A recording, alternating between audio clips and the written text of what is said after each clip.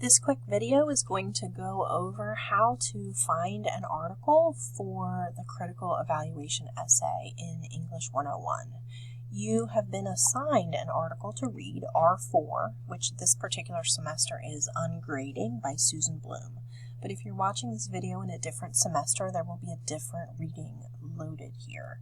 What's important is that the article you find, R5, needs to present a counter-argument to the argument that's presented in R4. So whatever the main idea is in R4, you need to find an article that presents the opposite or different or alternate perspective. What do the opponents say?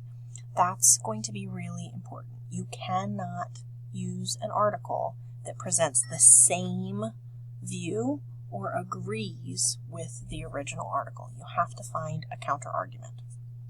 So that's the first important thing to keep in mind. For this particular article, we have not found very many options by going through EBSCOhost or the library databases. So I'm going to demonstrate for you just doing a Google search for this particular topic, and I want to talk to you a little bit about how to evaluate sources for credibility. So if you do a Google search for why we should keep grades, for example, since this semester we are looking up ungrading, you'll find that there are quite a few results here on Google, just regular Google results. And I want to talk a little bit about some of these sources. So this one, for example, is iEduNote. I don't know this website. It's not something that I'm familiar with, but I'm seeing a lot of ads, even right here in the middle of the document.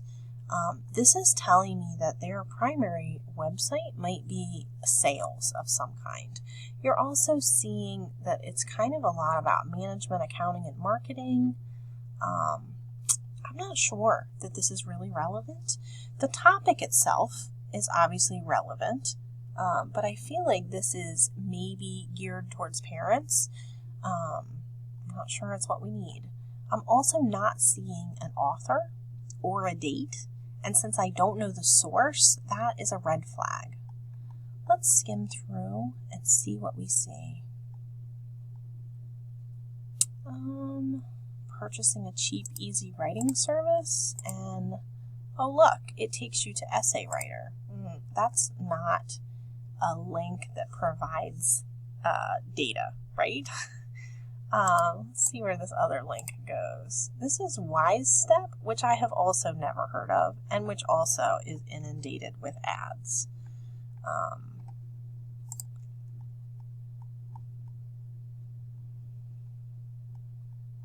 I'm not really seeing any references anywhere. There's nothing at the end of the article to show where they're getting their information from.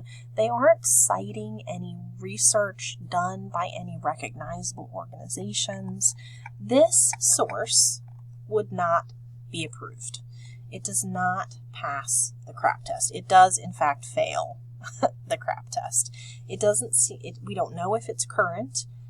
It is a little bit relevant, but not entirely.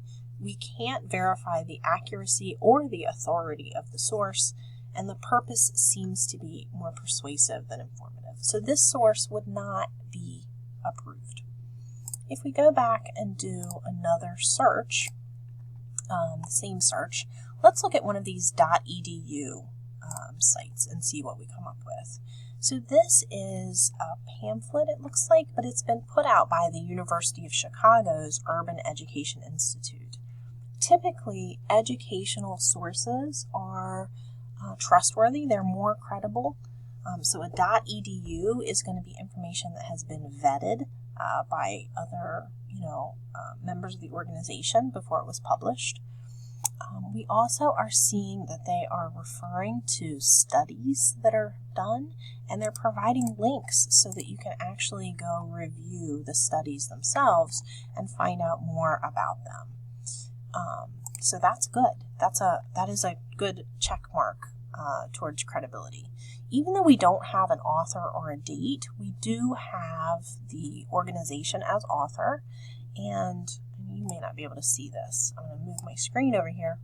The title is 2017 New Knowledge, so we at least have a year on this. We also have lots of really good data. It's explained well, and there are additional links and ways to access the original report. So I would absolutely approve this. Even though we're missing a couple of the elements, we can confirm the accuracy and the authority of the source. We understand that this is probably for the purpose of informing, right? Because they're kind of really looking at a research question and providing links to research that's been done. It's certainly relevant to our topic, and 2017 is pretty current. So this source would be approved. So that's what you want to look for when you're looking for sources. Make sure that it passes the CRAP test. Lean towards more credible sources as opposed to blogs or websites that you've never heard of. Look for references. You can also, look for references and links that lead to the original research, and make sure that it presents a counter argument. That's the last thing I wanted to point out.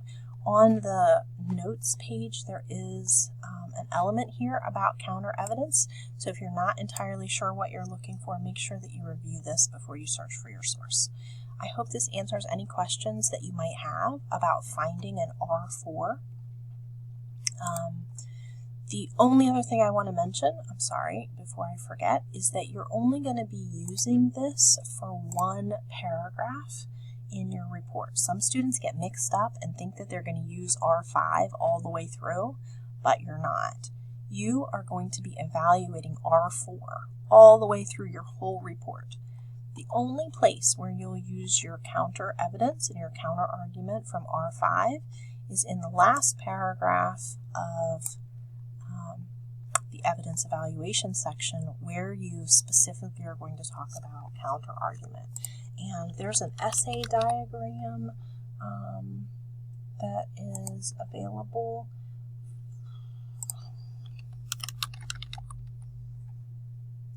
The link should be in the course schedule and in the announcements. And it looks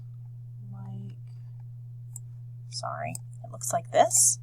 So you can see here again, this is the only paragraph in the entire essay where you'll use R5. All right, so please keep that in mind when you're writing.